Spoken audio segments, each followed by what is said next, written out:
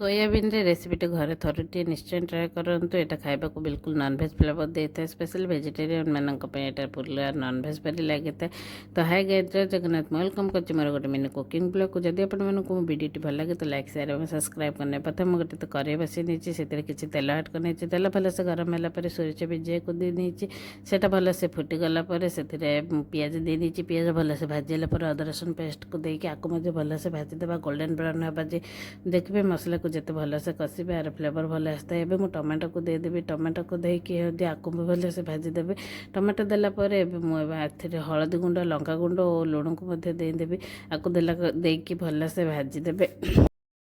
Tomato देलापर लुण को संगे संगे देदेवे। ये टमाटो बहुत जल्दी सफ्ट हो जाए, ताकू देकी भलसे गोलैक भाजीदेवे। देखिए मु सफ्ट हाँपाई घोड़े दी, ये जल्दी सफ्ट हो भलसे भाजी ये स्टेज में मुझे धोईक रखी सोयाबीन को देदेवे। सोयाबीन को भलसे भाजीदेलापर किसी गरम पानी रखी आ स्टेज आड करने।